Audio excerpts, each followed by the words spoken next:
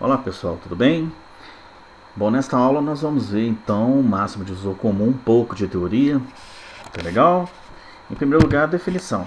O que é o máximo divisor comum? O máximo divisor comum é, em primeiro lugar, um divisor comum entre dois números e o maior deles, ou seja, qualquer outro divisor comum necessariamente é menor ou igual ao D. Uma maneira da gente então pensar o máximo divisor comum é voltar àquela ideia dos blocos. Lembram-se de que um número decomposto em fatores primos é como uma estrutura que pode ser decomposta em blocos elementares? Então eu peguei aí duas estruturas, cada uma representa um número.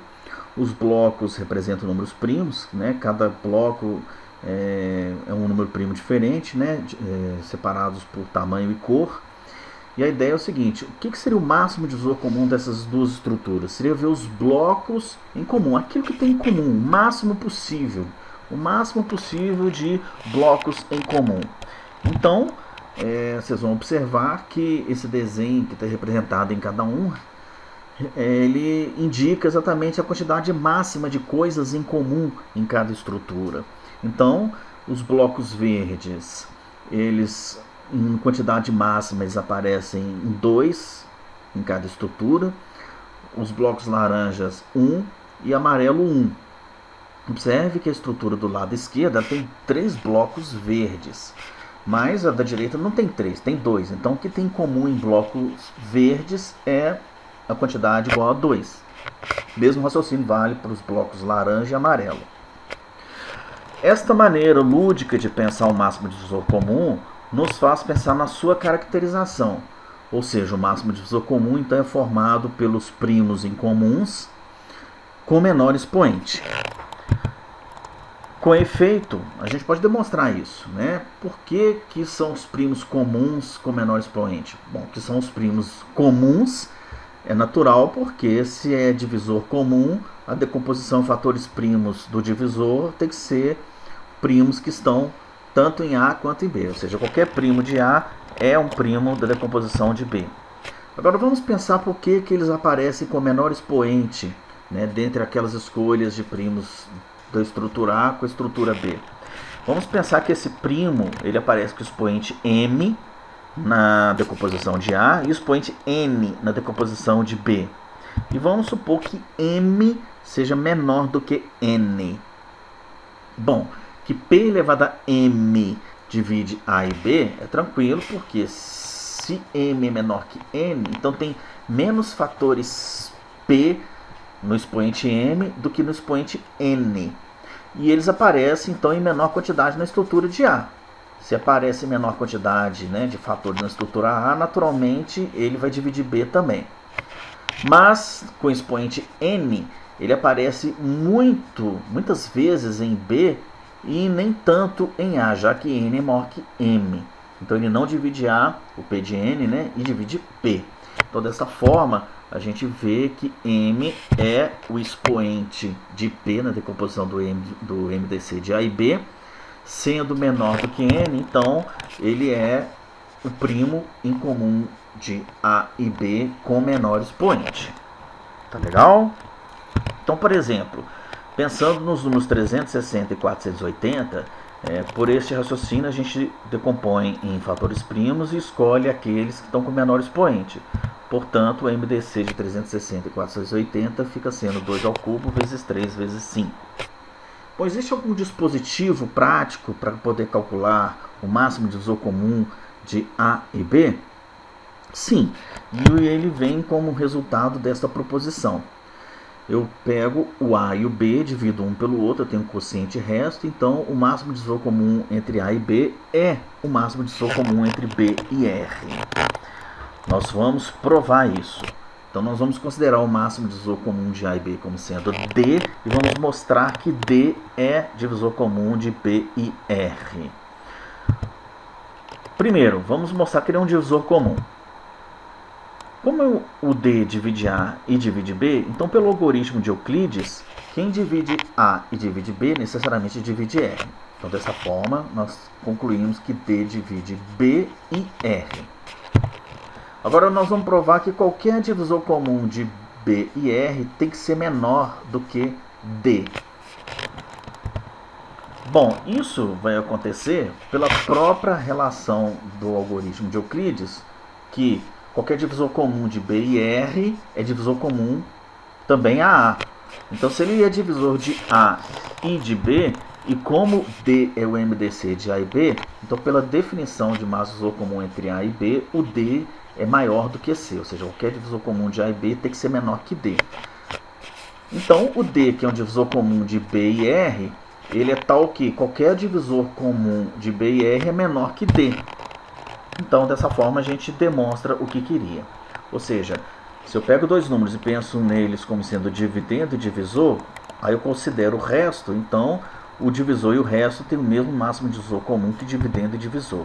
Isso nos coloca um modelo, né, um dispositivo prático para calcular MDC. Eu penso nesses números como sendo dividendo e divisor, ou olho para o resto da divisão, né? 1 é o quociente e 24 é o resto. Então eu pego o resto e coloco aqui do lado, porque se 64 e 40 tem um máximo divisor comum, ele é o mesmo número que é máximo divisor comum de 40 e 24.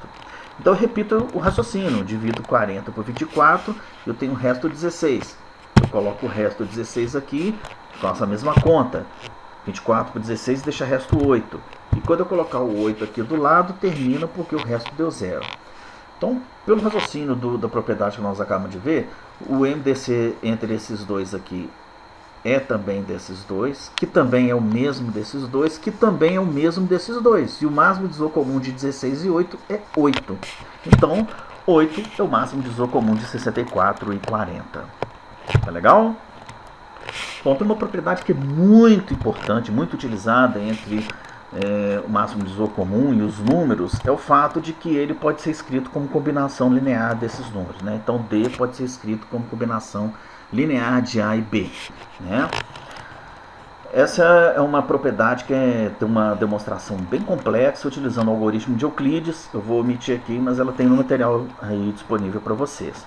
Mas uma coisa que eu quero destacar é o seguinte: se D for máximo divisor comum, então ele é combinação linear. Isso não significa que qualquer número que seja combinação linear necessariamente é máximo divisor comum. Ou seja, se um número satisfaz a relação da combinação linear, ele não é necessariamente o máximo divisor comum. Então, por exemplo, pega o 9. O 9 pode ser escrito como combinação linear de 3 e 2. Basta pegar x igual a 1 e y igual a 3. Vocês vão substituir aqui e ver que dá direitinho 9, né? 3 mais 6, 9. Mas o 9 não é máximo divisor comum de 2 e 3.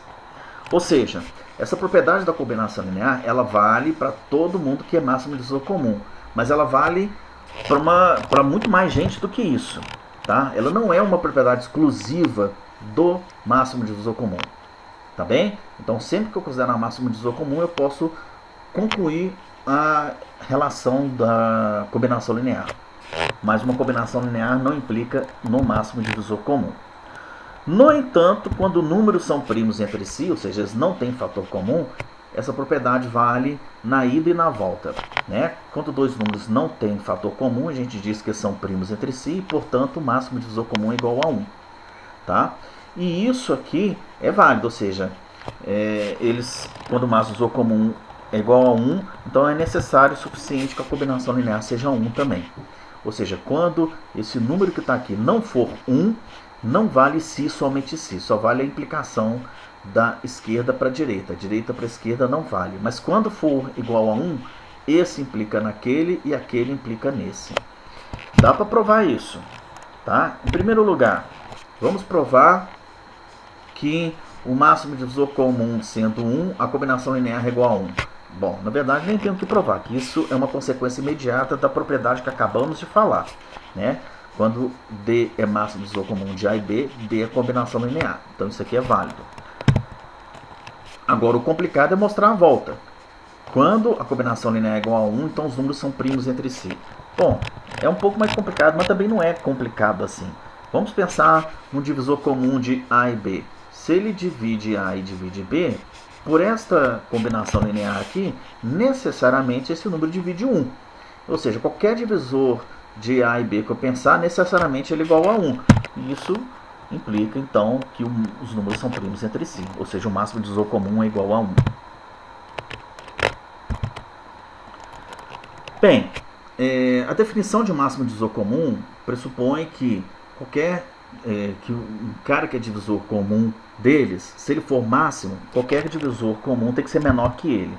Mas é possível mostrar que essa propriedade pode ser substituída por, em vez de ser C menor ou igual a D, a gente pode colocar C divide D.